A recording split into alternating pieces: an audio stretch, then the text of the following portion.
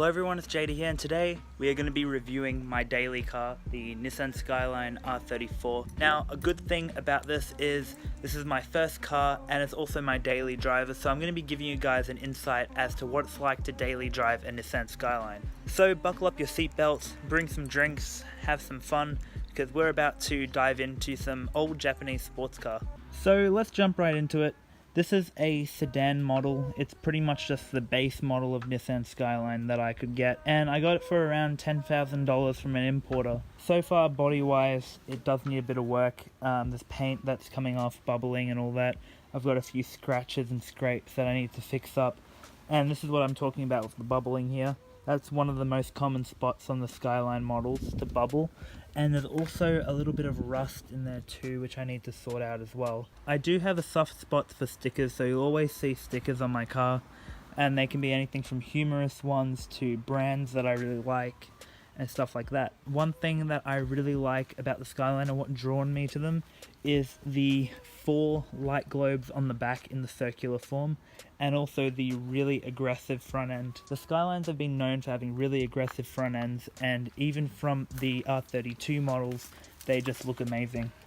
Now if we just open the door and I'll show you the interior. I just had this cleaned out yesterday, so the interior is all clean and there's no junk and bottles. I always have like bottles and stuff down here. Now the first thing that you'll notice with this car, compared to all 90s cars out there, you'll have the fabric seating, you have the plastic consoles, and even like the stock standard racing style like speedometer and odometer, whatever it's called. The leather on the steering wheel is starting to peel, so I got a cover for it to keep it from feeling uncomfortable, and for leather stuff not to get on my hands. I don't want like leather like trimmings all over me when I go to shake people's hands. It's not good. This car has all the mod cons that you'd expect from a first car and also from a daily. You've got air conditioning, you've got AC controls, you also have a head unit that can play Bluetooth, USB and aux, and also has all the radio stations in whatever country you're in, so it supports every single range. This car is an automatic, and that is because I did not learn manual, and when you have a automatic license you cannot go to manual because they have some weird restriction on it. It's kind of annoying. I want to drive manual one day, but for now I have to daily this until I get off my P's. To access the engine bay, you go down here, you hit that, you go out, and then right under here there's like a little latch. You'll be able to feel it. Oh, here we go. Just right here, and you just click it and you lift. And do it at the same time, otherwise that's not going to work.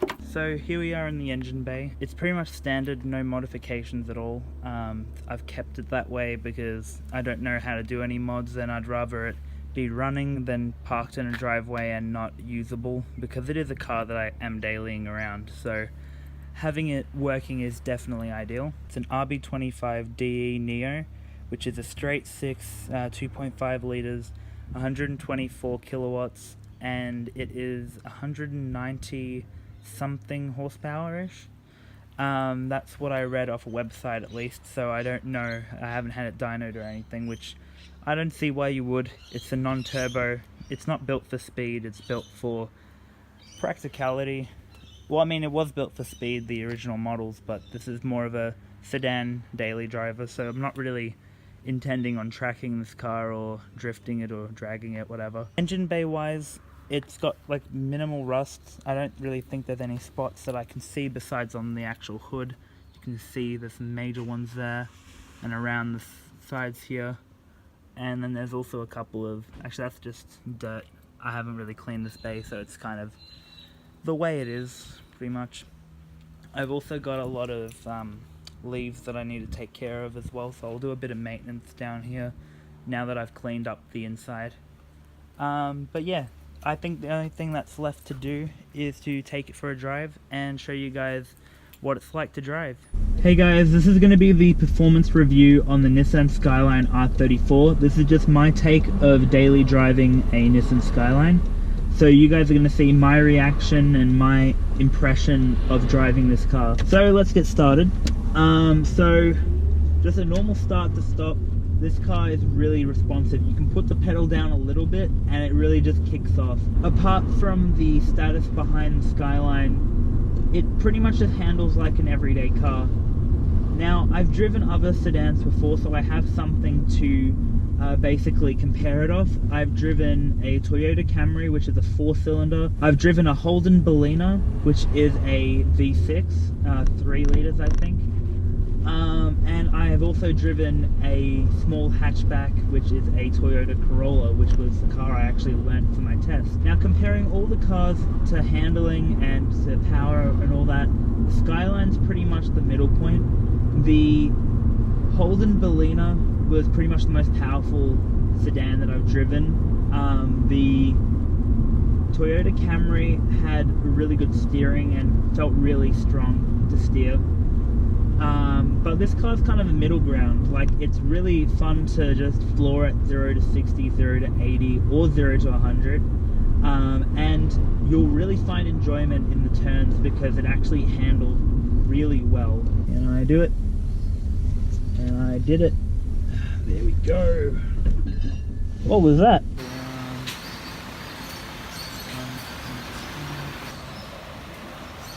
31 litres.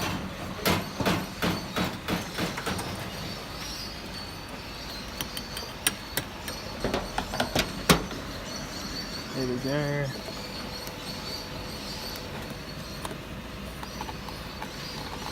Yeah. So $50.11 for 31.94 litres at $1.56. Here we go, guys. Now for the next part. Now that I've fueled up, it is now time to go and do some quick pulls. Let's go for some highway pull. Going from rolling.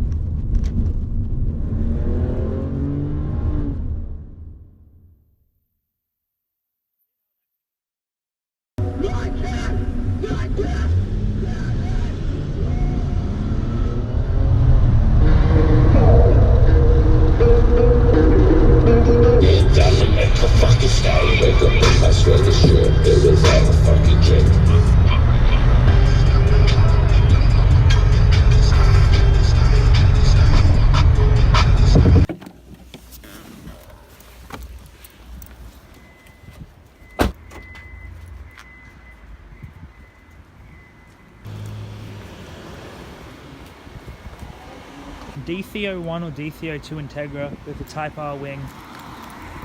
I almost called it an EG Civic, it just kind of looked like one.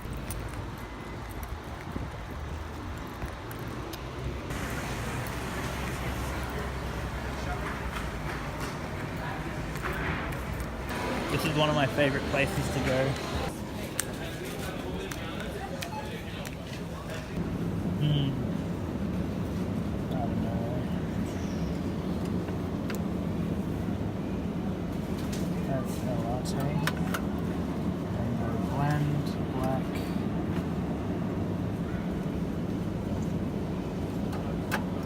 I'm gonna try Premium Boss today. So we're just heading back to the car now. I just decided to get some drinks from the Asian store, which I'll show you guys in a minute. And yeah, then we'll get right back into this whole video. So here it is, the Suntory Boss Premium.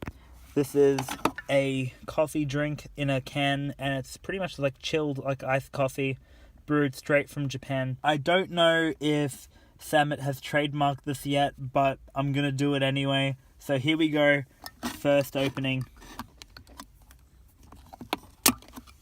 Oh, there we go. I do not know how he does it. That was so difficult.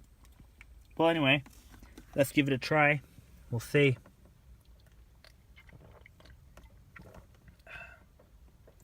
That actually tastes pretty good. This is the second Suntory that I've tried. The first one that I had was like Suntory like black, I think.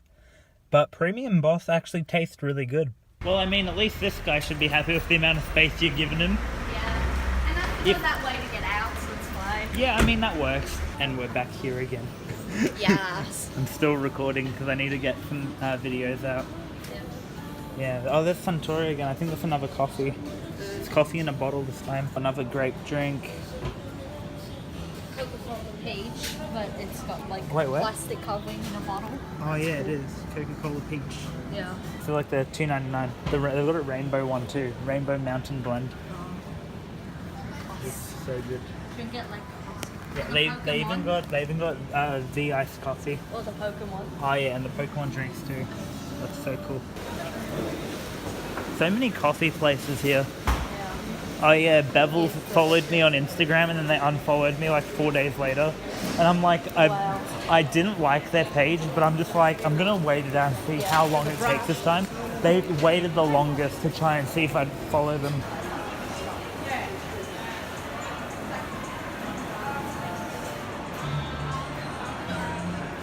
I have too many bags. This is a problem. Got a free Coca-Cola Spider. Technically $1, but she was generous enough to give me a spare dollar. Yeah, boy. The debate has started, but there's two types. Do we go for the grape I dropped one. or do we go for the strawberry? Dun, Find dun, out in the dun. next episode of Fanta in my stomach. Fanta in your stomach. Okay. I couldn't think of a name that sounded. Next segment in like 2 minutes. Feel like one of those like food Instagram like vloggers, Yes. just like taking pictures of my own food, but instead it's just like a video. Yes. Yeah. This could technically be a Yes. mukbang now. Whatever it's called. I don't know. Well, you see, you can have the weird taste of strawberry or the sweet taste of grape. You can never go wrong with grape. Strawberry, it's debatable, Yeah. but still good nonetheless. Do you want me to just eeny, meeny, miny, moe it, or Yeah, that's what I'm thinking of doing. I'll just like chopstick your hand onto the one that I think you should get? There you go. Okay, I'll drink this Decision one. made, yes. Yes. We did it. It took Woo! more than 2 minutes, but it's fine. Yes. It took 2 minutes to realize we still have to pick one. Tastes good though. Yeah. Gonna eat more of this chicken. So now we're in the car park and I'm gonna take this little one off to her car so that way we can just go off and cruise. But I'm gonna end the video here because I've been recording all day and I'm tired. So thank you guys so much for watching this video. If you liked it, please leave a like, subscribe. Or not. What are you talking about? You're trying to get me my views away. I need to beat PewDiePie. Anyway, where was I? Oh yeah, subscribe if you want more content like this, or don't, as she said. Yeah. You don't have to. It's just It's your choice. it's your choice. Your body, your choice. Your body, your life, your choice. It's okay. Subscribe if you want, but it would really help me out if you do. Yeah, I want to try and do this full time and just chill out and show you guys what there is to do around Australia and Melbourne especially. But yeah, thank you guys for watching and I'll see you in the next one. Main review.